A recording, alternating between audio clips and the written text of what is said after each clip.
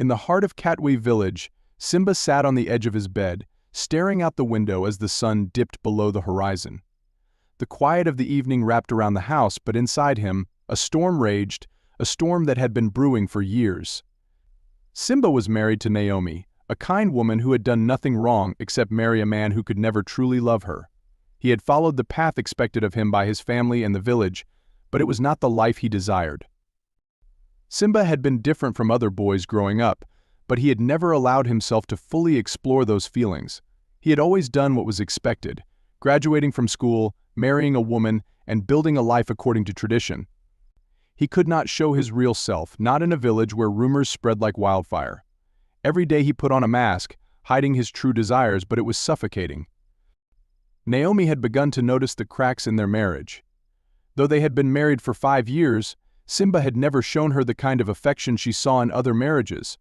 She had assumed that perhaps he was simply reserved, but the distance between them only grew larger. At night, Simba would leave the house under the cover of darkness. He would tell Naomi he needed some air, but in reality he was going to meet Thando, the man he truly loved. Thando was everything Simba had ever wanted: kind, understanding, and willing to share his life in secrecy. The two men would meet by the river just beyond the village, where no one could see them. The guilt gnawed at Simba's insides. He knew he was living a lie, but he couldn't bring himself to stop. The weight of tradition and the expectations of his family were too heavy. What would the villagers think? What would his parents do if they found out? Naomi began to feel the villagers' eyes on her. People whispered as she passed by, wondering why Simba showed her so little affection. She heard the gossip: how could a man so distant be a good husband? The weight of their expectations fell heavily on her shoulders. She tried to talk to Simba, but he always dodged the questions, retreating further into himself. Her nights were spent alone, lying in bed, wondering why her husband had turned away from her. What had she done wrong? Simba's double life continued, and with each passing day the tension in the village grew. People had started to notice that he never seemed to show any real affection toward his wife. His parents, who lived just down the road, had also begun asking questions.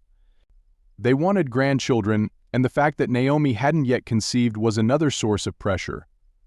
Simba's mother in particular had taken to visiting more often, urging Naomi to see a traditional healer. But Simba knew the truth. He wasn't the husband Naomi deserved. He wasn't the man his family or his village thought him to be. He felt trapped in a web of lies, unsure of how much longer he could keep it up. The more Simba tried to bury his truth, the more it suffocated him.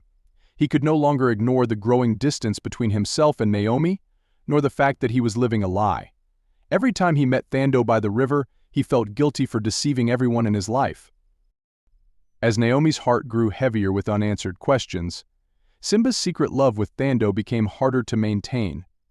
The weight of his dual life became unbearable, and Simba knew he was running out of time. The pressure from the village, the looks from his parents, and Naomi's growing sadness were closing in on him. One night, as Simba sat by the river with Thando, he knew something had to change. He couldn't keep living this lie. The truth was clawing its way out of him, threatening to consume everything if he didn't take control.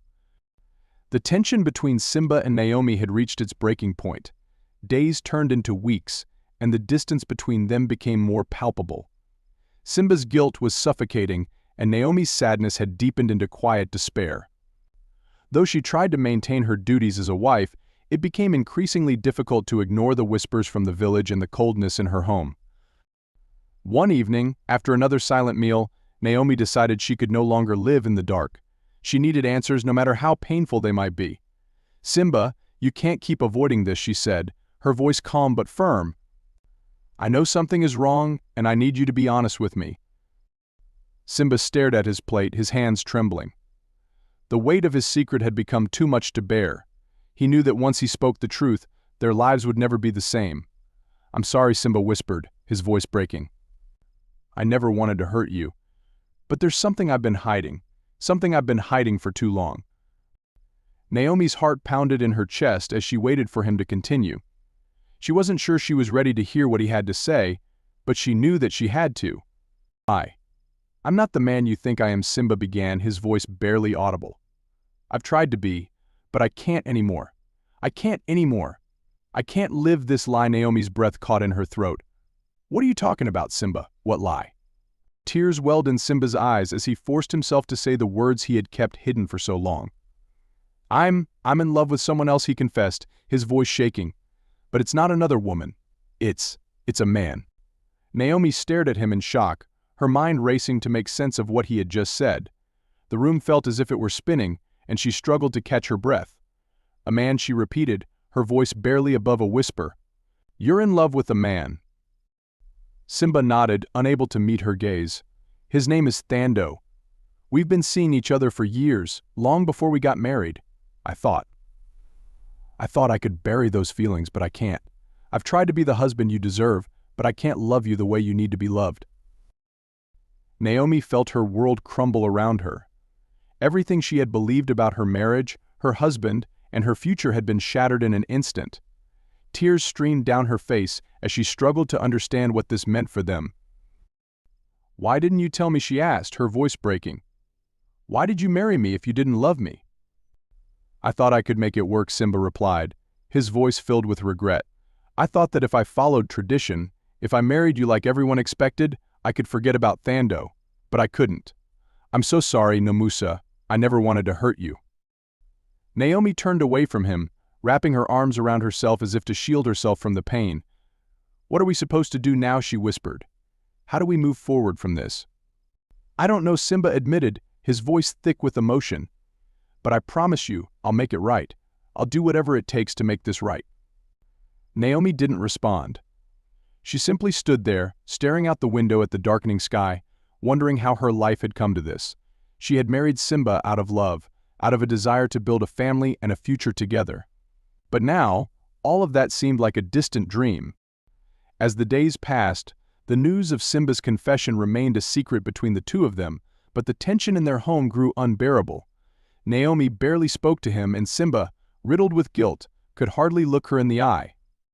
He knew he had to tell the truth to the village, to his family, but the fear of their reaction kept him paralyzed. Thando, too, was growing anxious. He had always known this day would come, but now that it was here, he wasn't sure if Simba would have the strength to do what needed to be done. As the weeks went by, Simba and Naomi's relationship became increasingly strained. The air in their home grew heavier with each passing day, as if the very walls were weighed down by secrets. Naomi, who had once been vibrant and cheerful, was now a shadow of her former self. She moved around the house silently, lost in her thoughts, while Simba retreated deeper into himself. Naomi could no longer ignore the whispers that followed her around the village. People were beginning to notice the lack of affection between her and Simba, and in a small, tightly knit community like theirs, rumors spread quickly. The villagers speculated in hushed tones, their eyes following her wherever she went. At the village market, as she selected fresh vegetables for dinner, she could hear the older women murmuring behind her. They spoke of Simba's odd behavior, his coldness toward her, and how he often disappeared late at night. Naomi felt the weight of their stares, and though she tried to keep her head high, the whispers stung like thorns. That evening, Simba came home late again. He tried to sneak in quietly, as he had done many nights before, but this time Naomi was waiting for him. She sat at the kitchen table, her hands folded neatly in her lap, her eyes fixed on the doorway. When he entered, their eyes met, and for a long moment, neither spoke.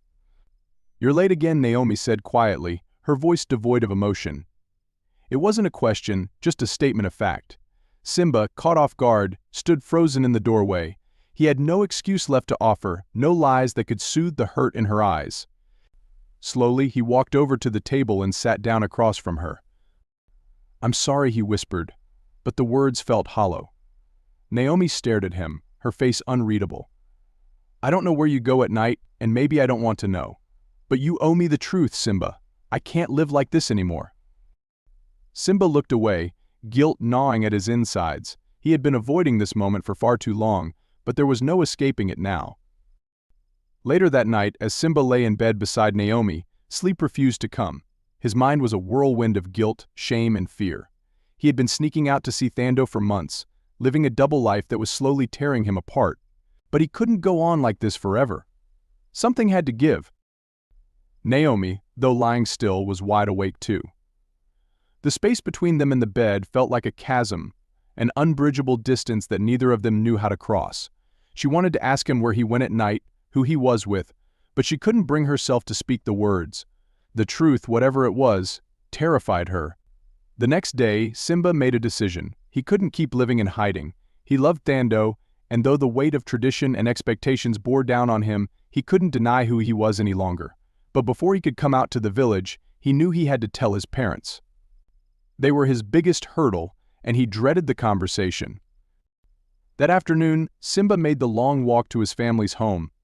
It was a simple stone house, not unlike his own, with a small garden in the front where his mother, Nima, tended to her plants.